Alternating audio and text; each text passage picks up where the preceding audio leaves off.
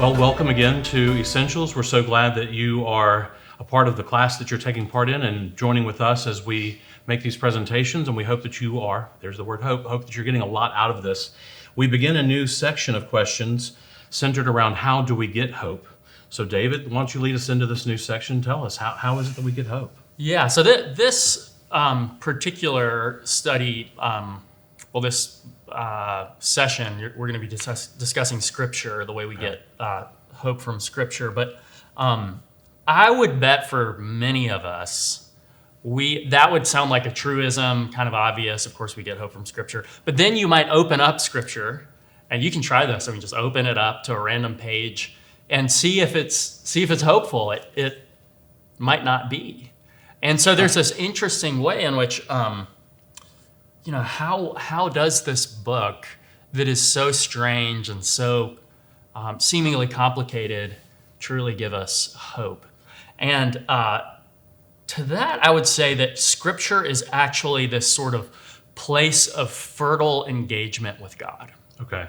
It's a place of fertile engagement with God. In other words, it's a place where we can come and get whatever it is that God has for us. Okay. And that is a hopeful thing, no matter what. So I think the passage from Nehemiah is pretty helpful for us. You'll remember this is about the Israelites have gone into exile. They have had a heck of a time in Babylon, come back, and they have rediscovered the Torah, which for them is the Scriptures. And in that passage, you'll notice they weep and they rejoice. It's this deeply and profoundly emotional experience for them. But what I think is going on there is they return home and they rediscover the Scriptures. It's almost as if it says, this is our home. Okay. The return to Scripture is, in fact, a kind of homecoming in and of itself. And so in that way, the Scriptures are this it's like coming home to the place where all of life can be lived out, and thus a place where we can experience hope afresh. Okay. Well, so for us, part of modern Christianity is that we have Bibles everywhere. We have Scripture online. We have all these ways that we can engage with Scripture. Are you telling me that they didn't have Scripture in the way that we're accustomed to it available to them? I mean, how did this affect them if they didn't? Yeah. I think that's the assumption that we find is that in their exile, they have lost the law. Okay. The Torah is gone. And I think that means a few things. First off, if you just think about the exile in and of itself, you read about it in Scripture. It's a dark period for Israel. It's overwhelmingly difficult. It's a trying time for them. And so I think that's significant. Now, the second thing to note is, they are a probably more of an oral culture than we are. Sure. You know this, we're very text-based. We think, we read things all the time. We need text our Scriptures. And then, of course, we stare at our phones all the time.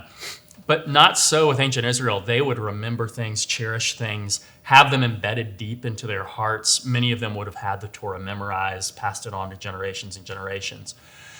And so they have Scripture inside of them. It endures in and through them. And that, I think, is relevant because the Christian church, if you think about our tradition, we've had periods like that as well. I mean, you think about literacy rates in the medieval period and how low they tended to be, or about the way in which Scripture was for many centuries in Latin, not in vernacular language. And I actually think something similar is going on. Okay. Where Scripture is this thing that is remembered and held on to, even if it's not within the covers of a Bible, so to speak.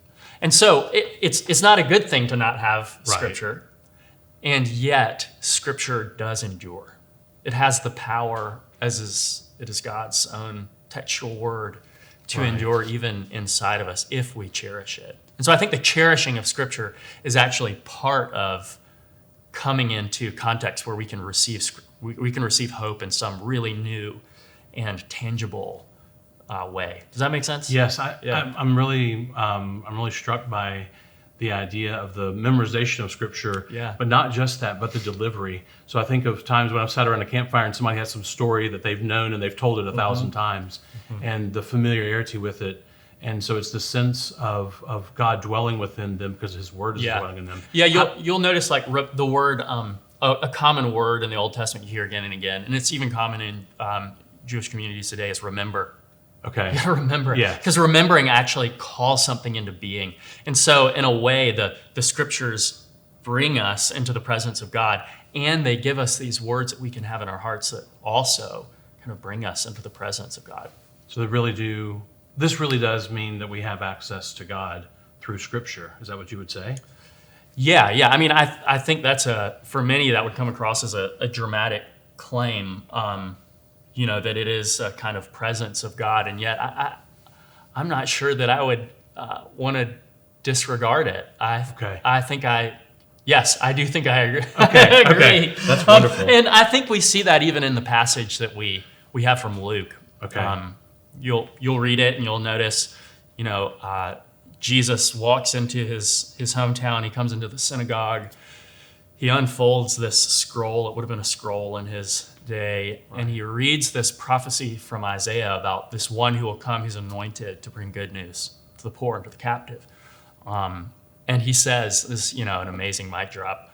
Today, the scriptures have been fulfilled in your hearing. Yeah. And I think part of that, and we see this also on the road to Emmaus, another story where he opens up the scriptures with his disciples, is that Jesus is suggesting, I think in a very serious way, that if you want to understand who he is, you actually need the scriptures to understand what he's about, who he is, what it means, all of the details of his life. Furthermore, you don't fully understand the scriptures unless you know him.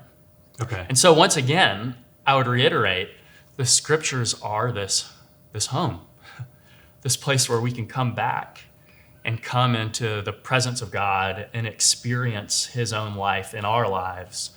And so I think for us that means, we ought not neglect things like the public reading of scriptures, the memorization of even if it's a little snippet, the giving away of scripture to friends, really basic things, I think can have the capacity to bring hope. Absolutely. To bring life. Absolutely. Well, I hope that you are able to take this offering of Scripture the way that you have read with your group, and also as you consider the ancient texts that we have and the memorization, all these things that have taken place to lead us to the point that we have a physical Bible here that we have access to. I hope that you can take a look at that and that you can develop hope around that and an understanding of Christ's love for us through his Scripture.